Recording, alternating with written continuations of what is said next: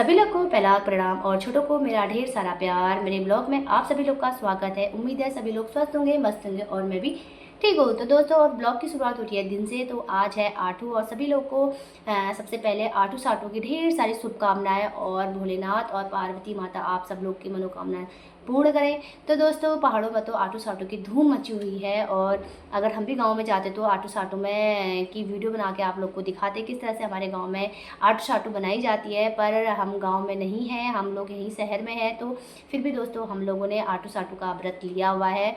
तो दोस्तों, आटू साटू एक हमारी पहाड़ की प्रिय त्योहारों में से एक त्यौहार माना जाता है, जो बहुत पहले से चली आई है। और इस दिन बहुत सारे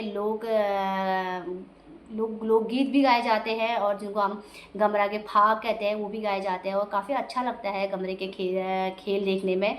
तो दोस्तों, सबसे पहले तो गरुड़ पंचमी होती है। जिस दिन पंचमी होती है उस दिन सभी 5 प्रकार के अनाजों को एक तांबे के बर्तन में डाल के भिगो दिया जाता है और उसमें गाय के गोबर से 5 जगह ऐसे ऐसे करके लगाते हैं और दूब से उसे शुद्ध करके 5 अनाजों को उस बर्तन में डाल के भिगो दिया जाता है। और फिर दोस्तों, एक दिन उसे अंदर घर में रखते हैं और दूसरे दिन नौले में जाके उन गुरु पंचों को धोने के बाद जिस दिन पहले दिन गमरा जी आती हैं, जिस दिन साटू होता है उस दिन वो सारे अनाजों को ले जाके सबसे पहले उन्हें चढ़ाई जाती है। तो दोस्तों, उसके बाद दूसरे दिन जब आठ होती है तो दूसरे दिन भी इसी तरह से अनाज को चढ़ाया जाता है और उसके बाद उन्हें बना के खाया जाता है।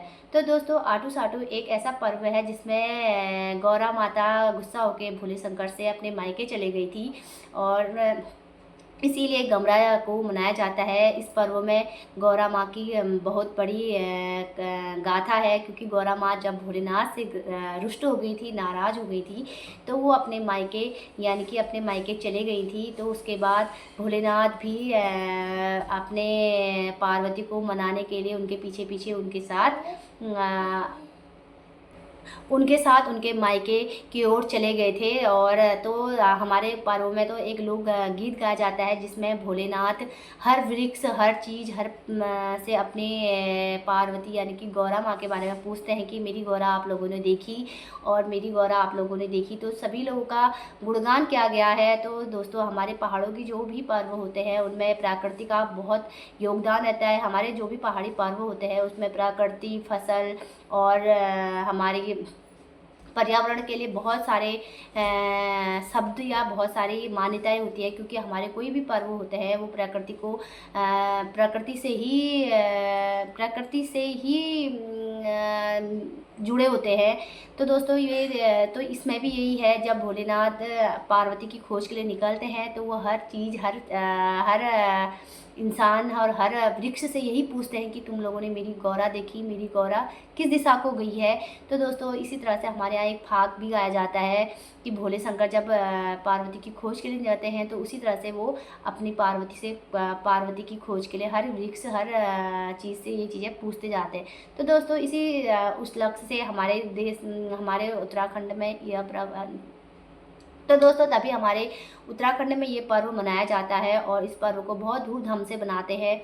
तो इस दिन दोस्तों, फिर गौरा जब दूसरे दिन जब आठ होती है तो शिवजी भोलेनाथ अपनी गौरा को मना के अपने साथ कैलाश पर्वत को ले जाते हैं और फिर कहते हैं कि सभी लोग बैठे रहो, खुश रहो और अगले बार हम फिर आएंगे और आप लोगों के साथ, तो आप लोग के बीच में। तो इसी तरह से दोस्तों, हमारे आटू साटू का त्यौहार मनाया जाता है। और दोस्तों, आटू साटू के त्यौहार के लिए जो गमरा होती है और जो महेसर होते हैं वो हमारे यहाँ धान की जो नई फसल होती है, बाली होती है, उन्हीं से बनाया जाता है और उनके डोले में सभी नई फसलों को चढ़ाया जाता है। जो अभी हमारे यहाँ दाड़िम होते हैं और माल्टे, चूख, जो भी हमारे यहाँ की फसलें या नए फल होते हैं उनको अभी गमरा माता और महेसर बाबा में चढ़ाया भी जाता है। तो दोस्तों, इसी तरह से हमारे इस पर्व को मनाते हैं और यह पर्व हमारे लोक पर्वों में से एक पर्व है जो बहुत महत्वपूर्ण पर्व है। और औरतें सारा श्रृंगार करती हैं और गौरा माँ को अपना श्रृंगार चढ़ाती भी हैं। तो दोस्तों, इस दिन सभी औरतें तैयार होकर सज धज के हाथों में मेहंदी लगा के सारे श्रृंगार में रहती है। तो दोस्तों हमारे वहाँ इसी तरह से गमरा पर्व को मनाया जाता है।